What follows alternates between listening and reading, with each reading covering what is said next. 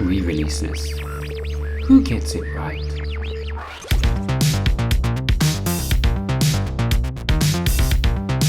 Hey there, how's it going? My name is David. Welcome back to the channel. The other day I was browsing the forums over at TamiyaClub.com and I came across a thread entitled Re-releases, Who Gets It Right? And that got me to thinking. So in this video I thought we'd take a look at the different manufacturers and how they approach their re-releases. I'll give you my thoughts, tell you what I like, what I think they could improve upon, and hopefully by the end of this video you might be tempted to try a re-release from a manufacturer that so far you haven't tried. So let's get straight into it. Now, before we go any further, I do want to stress that although I'm going to probably criticize a few brands here and there for the way they do their re-releases, the criticism should be taken as constructive. I don't want this to be any kind of brand bashing video, far from it. I think that as a middle-aged man, the fact that I can enjoy this hobby and purchase kits that as a child I could only ever dream about owning is fantastic. I think we're very fortunate in this hobby.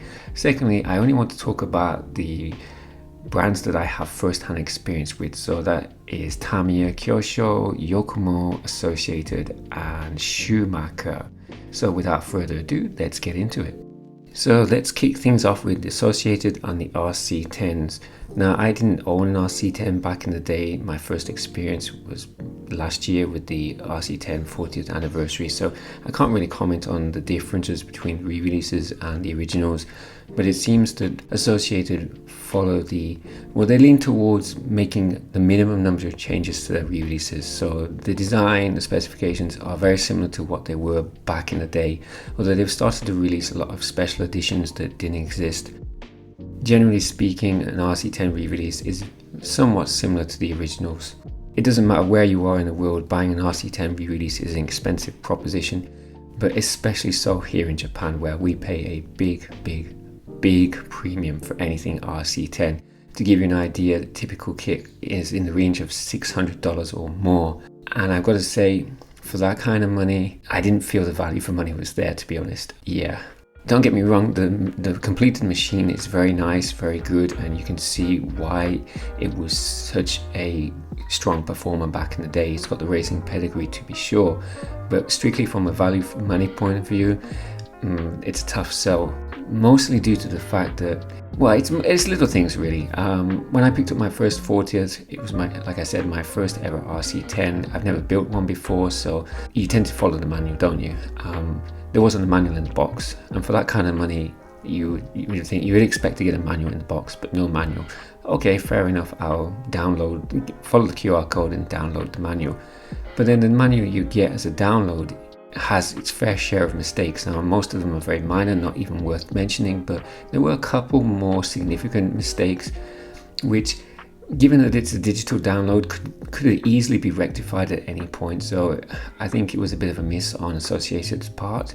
I believe that newer re-releases do have a manual. Certainly the team car that I've built two to date, the RC10 40th and the team car. The team car's manual was somewhat better, but that also had its fair share of mistakes. So I do wish that Associated would improve their manuals. Another area where I feel Associated falls short is the lack of spare hardware included in the kit. Some manufacturers do give you some spare hardware. It would be nice, given the price point, if Associated give you a little bag with a few spare screws, nuts, earrings, etc. Especially so here in Japan, where finding SAE imperial sizes can be quite tricky. You know, they just give you everything you need to build one car and not so much as a washer extra. So for the price point, I was expecting more, but I can't fault the re-release. The car itself, absolutely love it, drives really well. Just be aware that when you're going with Associated, the manual, best to check online first and see if other people have had issues and follow their advice. Certainly in the case of the team car, I am so glad that I watched some other YouTube videos before I attempted to build mine. It would have saved me a lot of hassle. Okay, so going from a brand that really needs to do more with their manuals to a brand that absolutely nailed their manual, Schumacher. Now, I never owned a Schumacher back in the day. The Cougar 2 Works I just built is my first ever Schumacher, and they absolutely knocked it out of the park with the manual. Full color, very easy to understand, lots of useful information, a exploded diagram with all the parts numbers listed, section at the back detailing what all the setup changes do. The build was an absolute pleasure. Very easy to follow, everything is in numbered bags. Even small substeps have their own numbered bags. There were a few tricky places due to the nature of the design and the way that Schumacher do things, but very straightforward, very easy to put together. The kit itself, quality is top notch. Schumacher, again, I didn't own them back in the day, so I can't really comment with much authority on the differences between the re-releases and the originals, but it seems they took the opportunity to modernize their machines, make them more suitable for modern powertrains and modern electronics. I think Schumacher are aware that the vast majority of their re-releases are going to get used regularly, possibly on a track, possibly in races, and so they redesign them accordingly.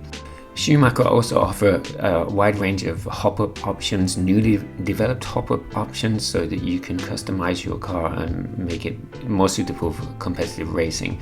The only thing that I wish Schumacher had done differently, certainly with the Cougar 2 works, is I am not a fan of the posi drive, and certainly not a fan of flathead slotted screws, so it would have been nice if they'd just taken that extra step and given us full hex screws throughout, or at the very least sell a optional hex screw set for the Cougar 2 works. Another area where, specifically relating to the Cougar 2, I'm not a huge fan of that spur gear cover, so it would have been nice if they'd also redesigned that. But yeah, as a re-release, absolutely fantastic. Schumacher made a very good impression with me, and the Cougar 2 works will definitely not be my last Schumacher re-release build. Anyway, moving on, Yokomo. So Yokomo, I'm gonna hazard a guess and say that a lot of the people that watch my channel don't have any first-hand experience with Yokomo re-releases. So what can I tell you about them? Well, they're very, very good. Yokomo so far I've only done 3 re-releases: the Super Dogfighter, followed by the A34B Dogfighter, and then most recently the Works 91, a 4th re-release. The Wonder Dogfighter has been announced. Now, Yokomo's approach to their re-releases is somewhat similar to Schumacher and Kyosho in that they take the opportunity to fully modernize the machine. So under the body, it has a full overhaul of the drivetrain, 48 pitch gears, new diffs, new slipper clutch, everything. It's set up from the get-go to run shorty lipos, modern day electronics, and it's just ready to race, basically, ready to race. You don't need to do anything, full bearings throughout, of course. Whether you like that approach, again, is individual preference. I run mine, I race mine, so I was grateful for the fact that I didn't need to spend any money on hop-ups or third-party parts in order to make it competitive. It's very, very, very good right out the box. From a value for money point of view, again, some people might look at it and say, well, you don't really get much for your money, and that's mostly due to the fact that the Super Dogfighters in particular have a very simplistic design. There aren't that many components to it, which makes it very good as a race car, very good when it comes to maintenance. It's very quick to strip down. Diff access is really quick. But yeah, some people can look at what's in the box and think, well, you're paying quite a bit of money, but there ain't a lot in the box. The A34B, again, a lot of people criticized it for being a little bit overpriced, mainly due to the fact it was all plastic. With the 834B, Yokomo decided they wanted to re-release it like it was back in the day, and back in the day it came pretty much fully assembled. You had to install the electronics and paint the body and do a few other minor things, but Yokomo opted to do the same with their re-release, so you're actually paying for the kit to be built for you, which it kind of raises the cost. But yeah, very pleased with Yokomo. They are full part support. They've also begun to release newly designed option parts, particularly for the Super Dogs Fighters series. The only area where I wish Yokomo would improve upon is their manuals, but the same goes for most of the manufacturers I've been talking about. In fact, I remember when I first got my Super Dog Fighter, I looked at the manual, I wasn't impressed, so I went online, downloaded the original manual, and wow, that was good. Seriously, if you are about to build a Super Dog Fighter, or even if you've built one already, do yourself a favor, download the original manual. It's actually a good read. I wish manufacturers with their re-releases, and this goes for all of them, I wish they would re-release the manuals, and by that I mean just look at the original manuals and put back in all the descriptive text. Old manuals, maybe it's just me, but old manuals, they used to have so much descriptive text. It wasn't just a series of diagrams telling you how to put it together. There was descriptive text telling you what steps to do, what to look out for, how to do things. I missed that from the old manuals. Anyway, I digress. Yokomo, yeah, very, very pleased with their re-releases.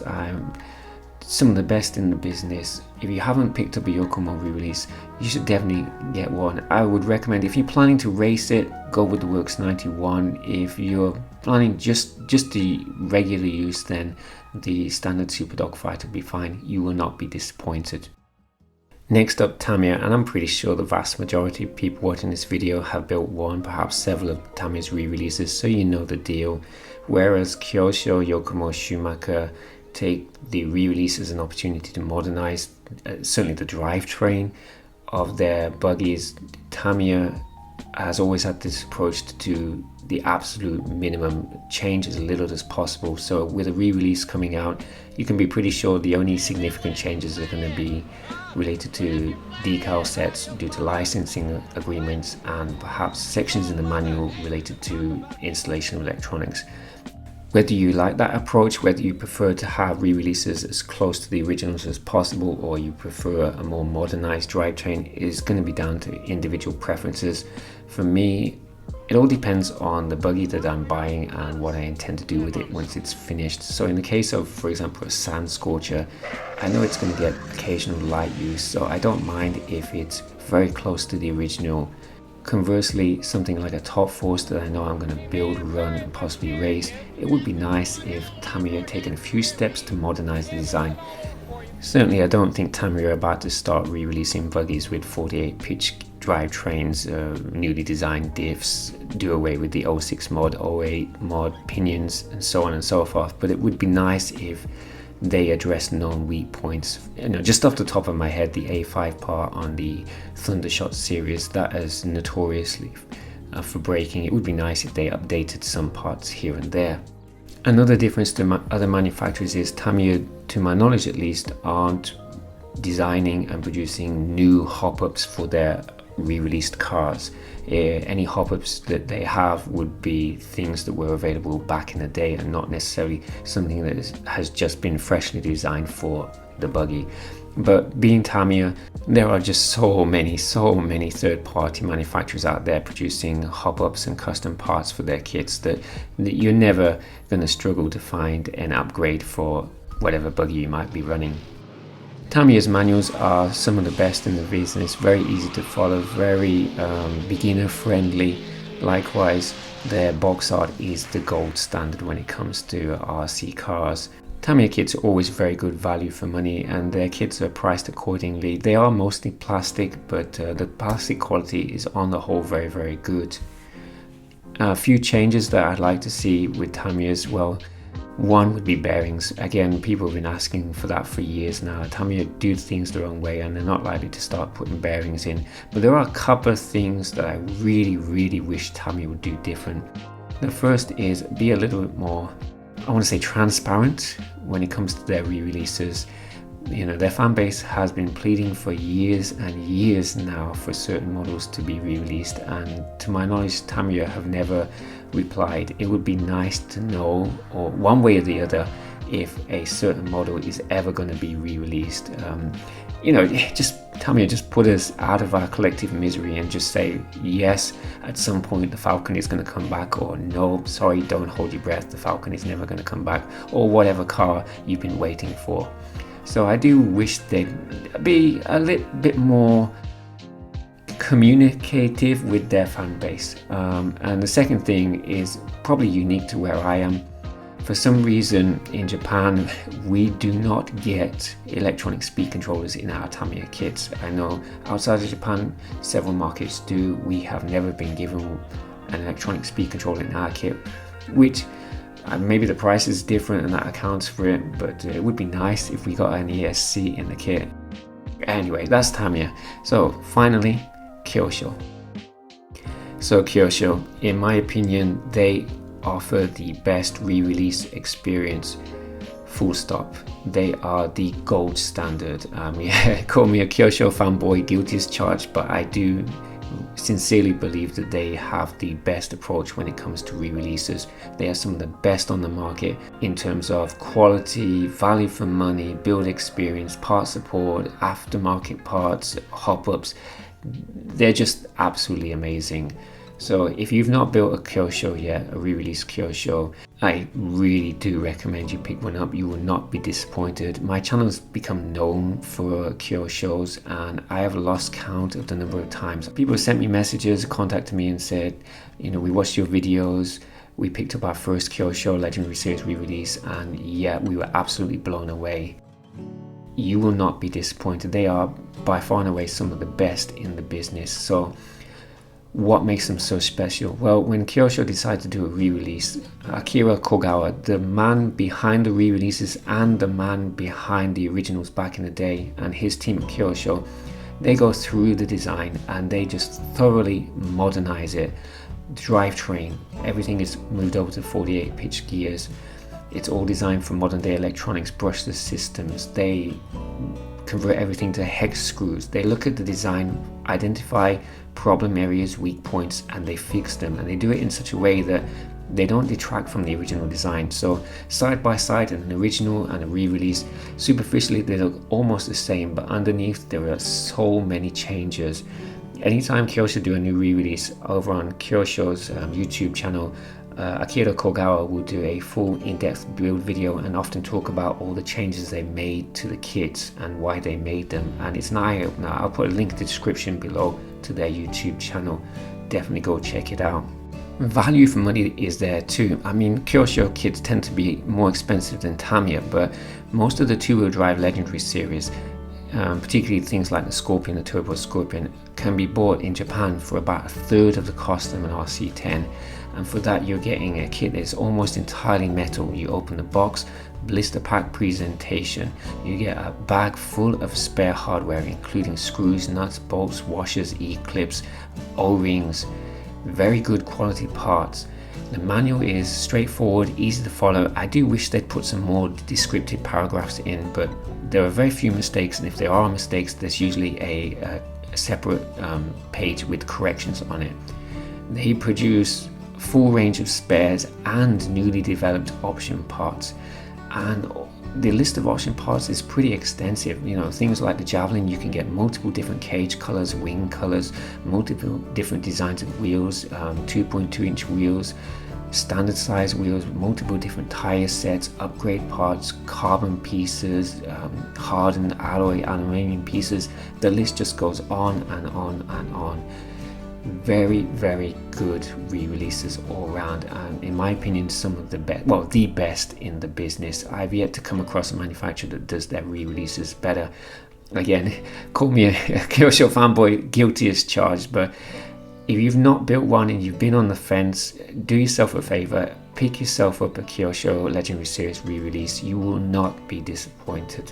Off the top of my head, the only thing I can think of that I wish Kyosho would do differently is just offer a greater variety of their re-releases. It would be nice if some of the more budget kits that they had back in the day, for example the Pegasus, made a return as a re-release. Maybe that might happen one day. I know a lot of their older stuff, the predominantly metal stuff, is unlikely to ever see a return just due to the costs involved in bringing them to the market, and then the eventual cost of the kit would be just too high. But it would be nice to see things like the Pegasus make a return. Well, that's it for this video. I hope it's been informative, and if you haven't yet picked up some of these brands that I've talked about in this video, maybe this might help you to make a decision and try something new. As always, thank you so much for watching this channel. We're nearing 5,000 subscribers. I never thought that would happen, but here we are at almost 5,000 subscribers. While I've been talking, you've been watching clips from the various running videos that I've done over the years. All of the videos can be found on my channel, with the exception of the laughably cringe-worthy attempt I made at recreating scenes from American Graffiti. Some of my videos now are reaching 30, 40, even 50,000 views, and for such a small channel, that is unbelievable. I want to Offer my sincere thanks to everyone that has subscribed, shares, likes and watches my videos. Your support is very, very much appreciated. Coming up on the channel, I've got some footage that my brother and I shot while he was here in Japan. We did a little Kumon running video, hopefully get that edited. And then later on in June, the Turbo Optimate Special, the Kyoto Toms, is due to arrive. So I plan to build that, run that, and possibly even race that. So look at videos on that in my channel. But anyway, I'm going to shut up now. Thank you for watching Kai City RC, and I shall see you in the next one.